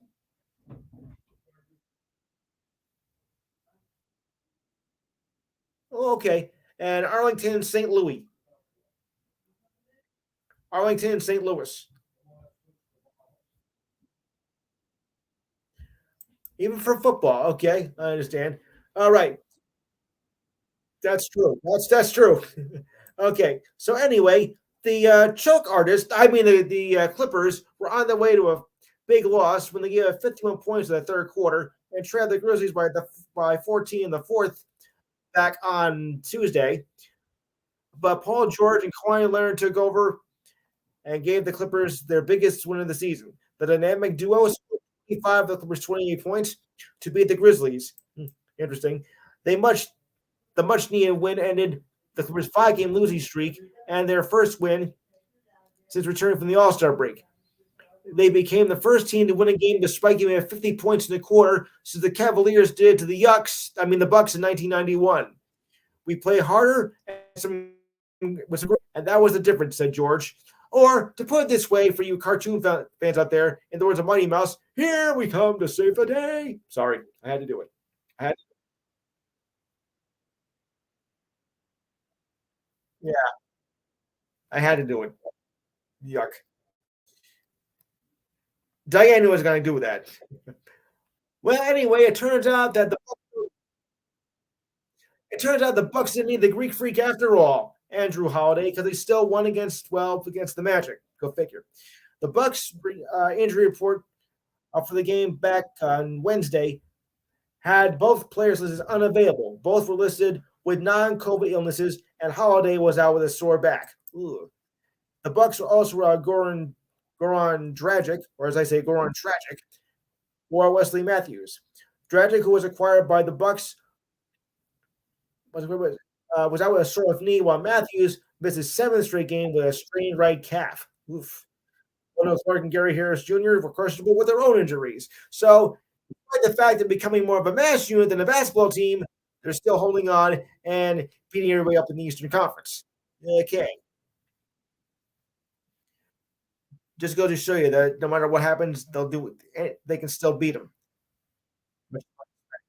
and their winning streak ended last Saturday night, but they still have now won 19 of the last 20 games. Ugh. Jalen Brunson was out with a sore left foot against the Hornets on Thursday. Maybe that's why they lost. Brunson was listed as questionable return, but head coach Tom Thibodeau said he was not ready, and the status of Brunson was day to day. And that was coming off a 9-game winning streak on Wednesday, and now they've lost the last two. Brunson, yeah. Hickory dickory. Yeah. Right. Mm. Hopefully they can get back on the winning edge. Flyers defenseman Tony DeAngelo. Yep.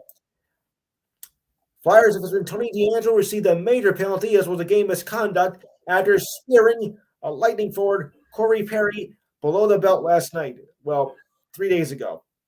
Not a good sign there, folks. Perry entered the scrum in front of the net, leading with his stick and speared Perry, who then fell to the ice on his back. Lightning teammates surrounded DeAngelo and took him down to the ice before his Flyers teammate joined to defend him. He received a 5-minute major and was ejected from the game and could face further discipline from the league this year. Flyers locker room after the game, DeAngelo told reporters he wanted to give Perry a shot, but did not mean to land it where it did. He tried to slash the stick out of my hands a second beforehand. He will tell you, if you ask me to fight for years, I don't say no, but I was trying to give him a shot. I was not trying to give him a shot where it landed. The replay actually made it look worse. DeAngelo has faced discipline before, and though he can flash offensive skills from the blue line and a quarterback of power plays until top unit finds himself in these types of situations. Yeah. Hitting it right below the belt where it hurts. Not a good sign, folks. You can't do that. And that's in any except in boxing, probably. Okay. Well, troublemaker Alabama freshman Brandon Miller, who has had a season that's been overshadowed by controversy, did make the Associated Press Player of the Year and a SEC newcomer. The AP released results a day after Miller, who was announced as the Associated Press SEC Player of the Year and Freshman of the Year awards, as was voted on the league by 14 coaches. Miller was on first place, was on first team pick in all but one ballot and received 12 of 14 of the year's votes and 11 a top newcomer for the SEC regular season champions and fourth ranked Crimson Tide. And the Associated Press is a very well respected publication, as I'm sure we all know, those who follow that. Yeah. And Alejandro, if you can you give us an update on the latest score of the WBC, if you're still there? Okay, maybe he's not. Alejandro. Yeah. All right. So he might have left. Yeah, that's okay. We know because he recently became a dad a while ago, so he's attending to that. Yeah. Yes. And the Eagles, Jimmy, here's one for you. The Eagles allow cornerback Darius Slay's agent Drew Rojas to seek a trade, according to ESPN. Slay did not ask for a trade. The source and the Eagles are still hoping to find a solution to keep Slay as an Eagle. Slay is entering the third year of his $50 million deal. Jimmy, your thoughts on that?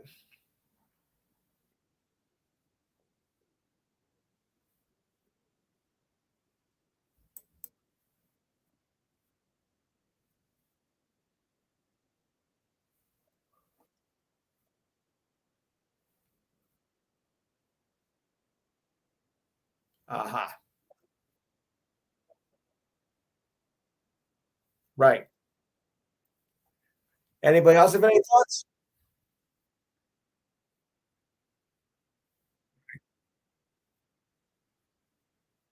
Yeah.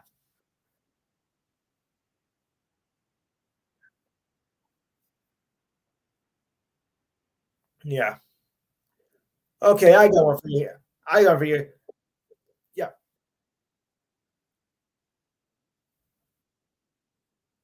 Yes.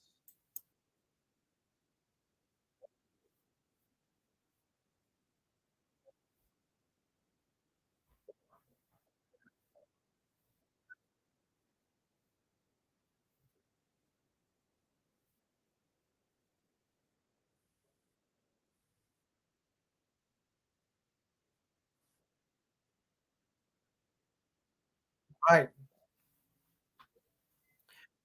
Yes. Okay. Anybody else have any thoughts, or should I move on? Okay.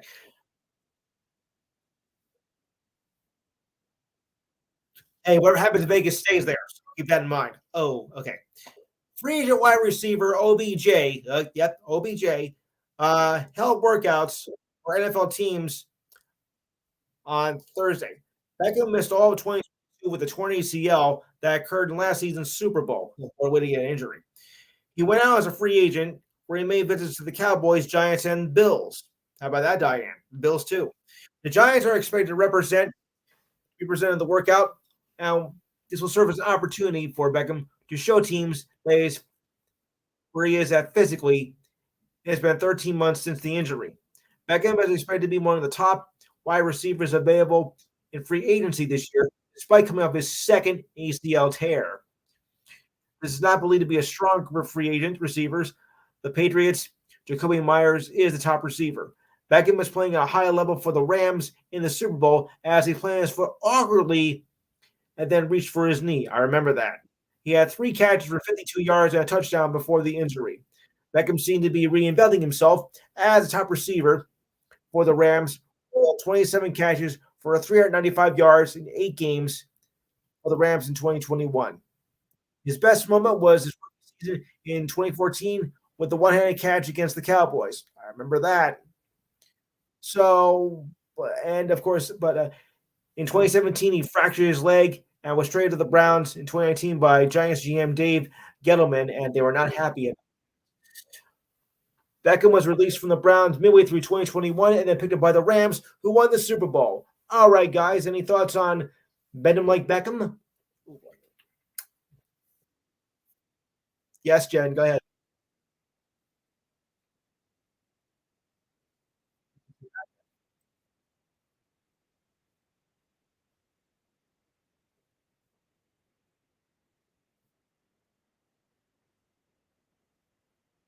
Yeah,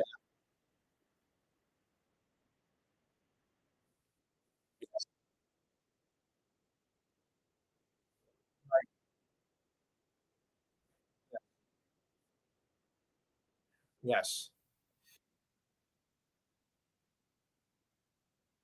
right,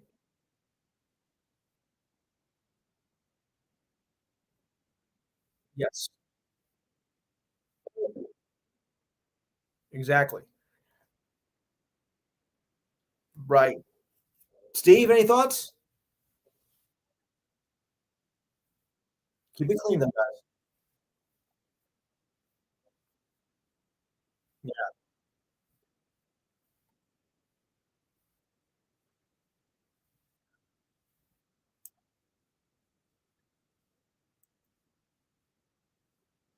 it happens every time.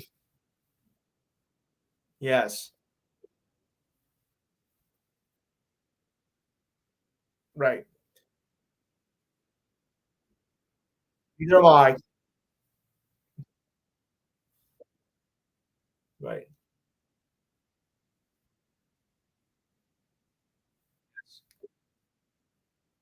Okay. Now here's here's what I think is going to be. I think the crazy story of the week. All right, answer me this: do you think Aaron Rodgers is going to come to the Jets? And if he is, do you think it's a good move, Steve?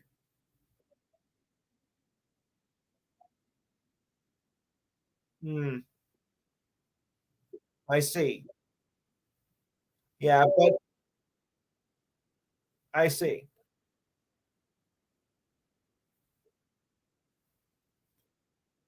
Yeah, I thought Huntley too. I mean, he said would never.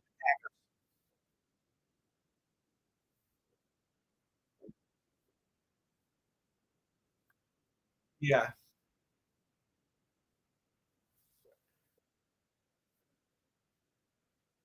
Mm. I don't know. I mean, he's 39 years old now. He's not the same player he once was. And he's not gonna be another Brett Favre where he had, the Jets at least giving a winning season. I don't know. I think it's a bad move right there, and I think it's time for him to go. I really do.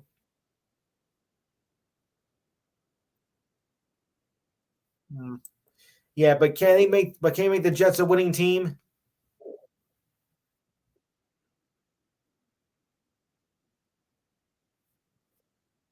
Exactly. Right. I'll settle for a winning season. I'll settle for at least a wild card berth, but other than that, I don't think it's gonna get very far. Well, we'll see. Yeah.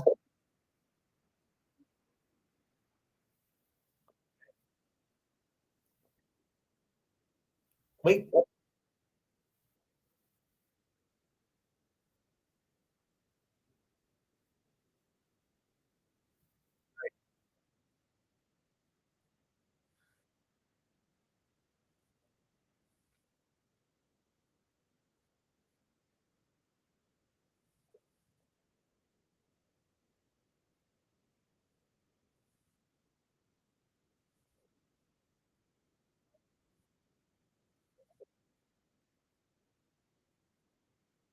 Yeah.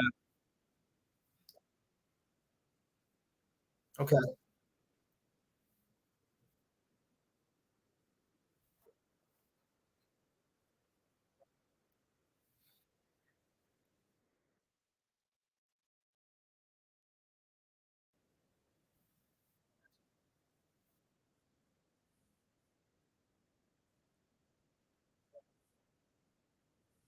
Mm. Yeah.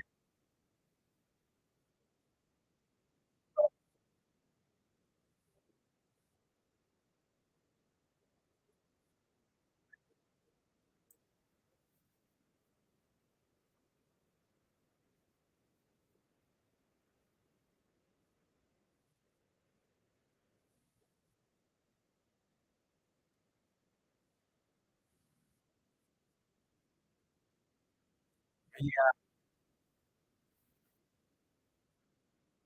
Yes.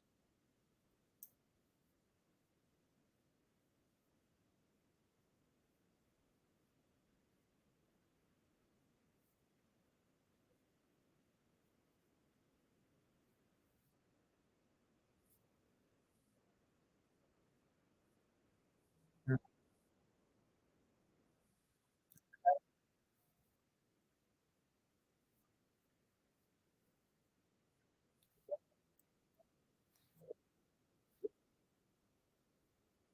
Okay. Yes. Mhm. That's most important.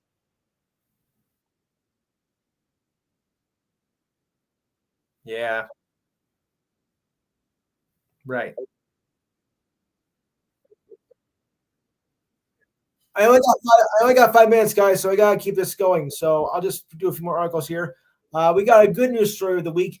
Vikings receiver KJ Osborne seemed to be at the right place at the right time. He joined three innocent bystanders in the rescue of a man from a burning car underneath a freeway overpass. Wow. First story Monday in a podcast interview with ESPN. According to the statement released by the police in Austin, the man whose name was not given was taken to an area hospital with non-life injuries. Osborne said on Wednesday he was able to track down the identity of the man after 2 days of conversations with mutual friends he found on social media. The two have not spoken in person, but hope to do so at some point in time. Osborne was selected fifth in the 2020 draft. Was visiting friends in Austin on Sunday night. He was riding in an Uber when he noticed a car had crashed into a Pilar along the freeway.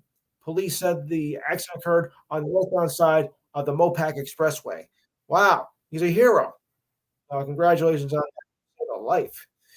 Okay, now for this week's Dayton history. Quickly, In 1961, the then record 40 penalties between the Blackhawks and the Maple Leafs, 20 each. Wow. 1967, in the 14th ACC men's tournament, North Carolina beat Duke 82-73. Sorry. 1972, in the ACC tournament, North Carolina beats Maryland 73-64. Sorry, guys. I can't help that. 1983 men's figure skating championship in Helsinki, Finland was won by Scott Hamilton. In 1984, in the ACC tournament, Maryland beats Duke 74-62. There you go.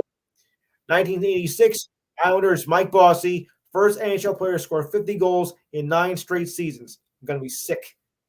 You know how I feel about the Islanders, guys. Yuck. 1986, NFL adopts the instant replay rule, and I've regretted it ever since. 1990, in the Big East tournament, UConn beat Syracuse 78-75. Oh, yeah.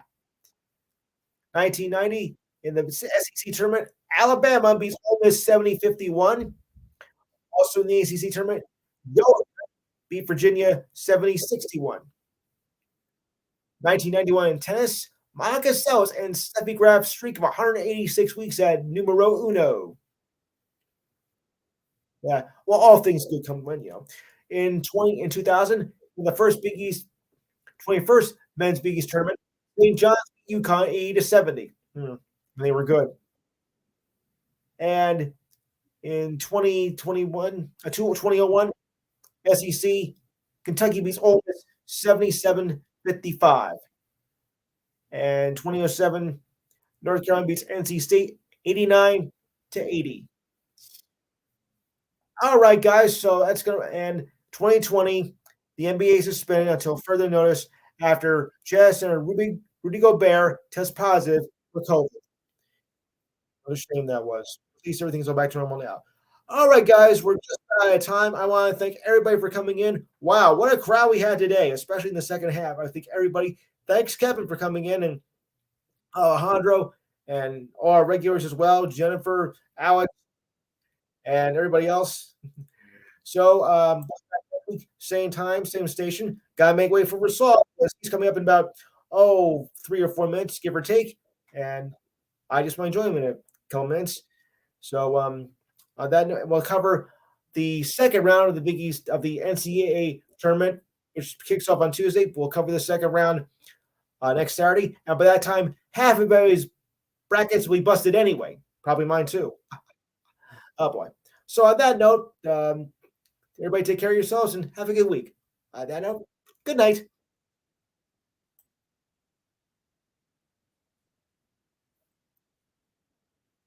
Okay.